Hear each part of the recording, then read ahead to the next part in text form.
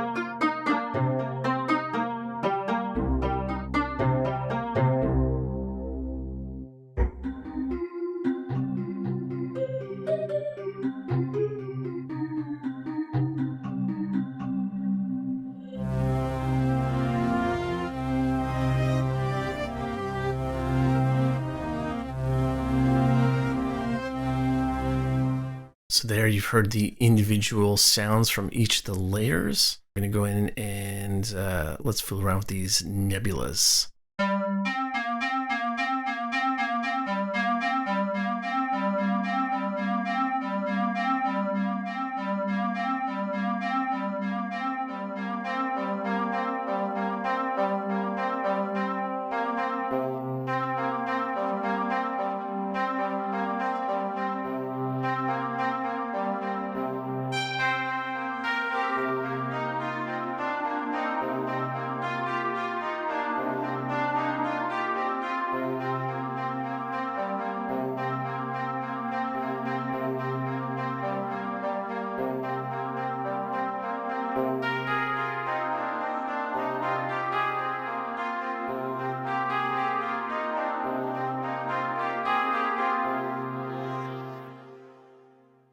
So easy to just click on that mouse and just get the sound right where you want it. So I just dropped that yellow sun down just a little bit.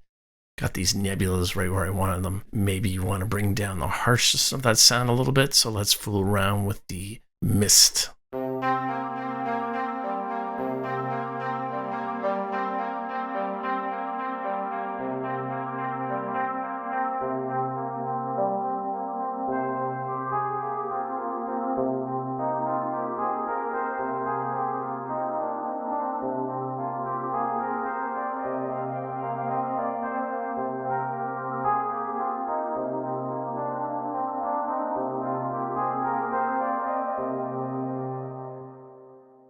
You can right click on these and you can assign them to faders if you have a fader control. And I think that's really where these libraries begin to shine, is where you assign these various layers and controls to some fader controls and really just experiment and have fun with it. Let's fool around with the mod wheel, which is doing all kinds of fun stuff. Let's check it out.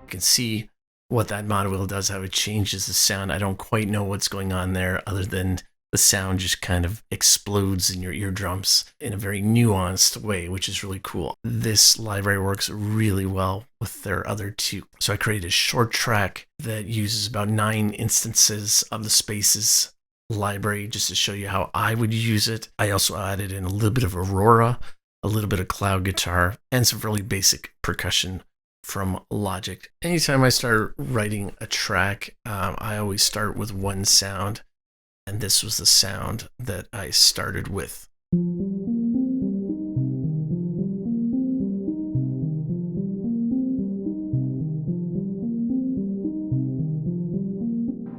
Just a repeated pattern, almost has a little bit of a taiko groove going on there. Maybe that's what I was hearing in my head.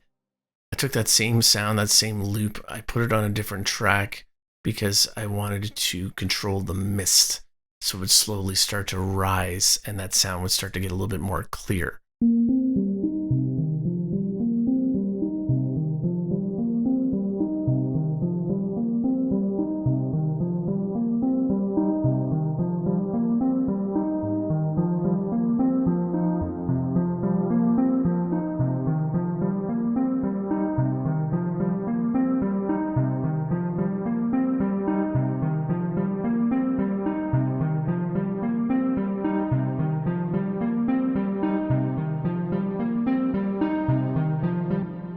Just a repeated sort of pattern. And you can see as the mist begins to clear, the sound becomes more in focus. And to that, I added this sound. Again, we have some filtering control.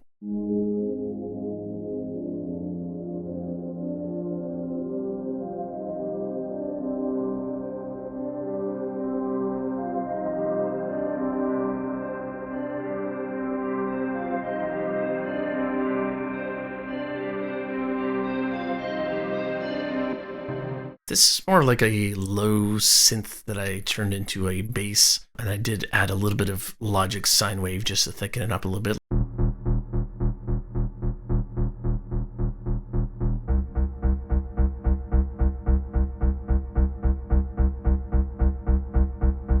And then I added this sound, quarter panned to the left.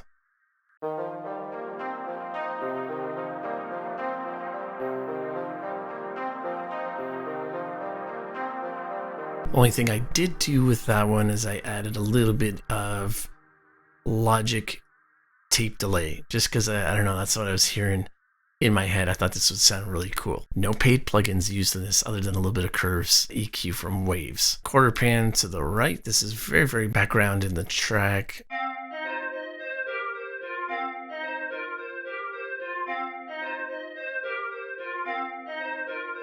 Just to show you how I kind of like pan things, just break them up a little bit, messed around with that mist filtering just so that things didn't become kind of overwhelming. This next track, all I did was add a little bit of tremolo. So I'll turn that on and off so you can hear the difference.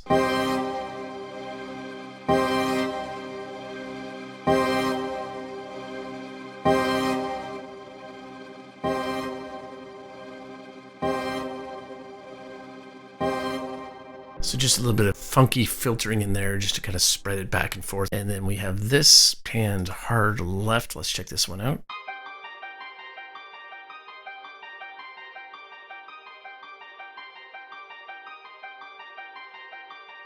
Just a little bit of rhythm in the background. And then we got this one panned hard right.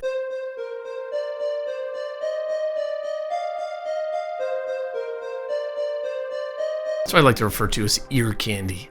Just kind of bounces around in your little eardrums. I was like, let's just throw a little bit of cloud guitar in there. So this is where we get almost like a reggae kind of vibe.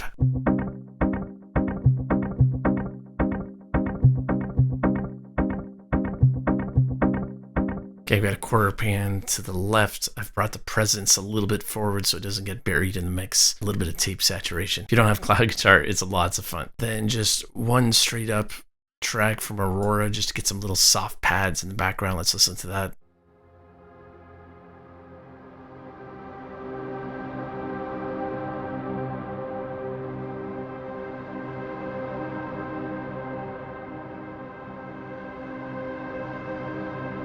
Very, very background just to fill up some of those empty spaces. Then we literally just have kicks and claps and hi-hat. This is just straight out of Logic. The only thing I did add to these was a little bit of fat effects just to thicken up a little bit. And then I did bust that out to the tape delay. Play the drum tracks without the effects and then I'll add them so you can hear the difference.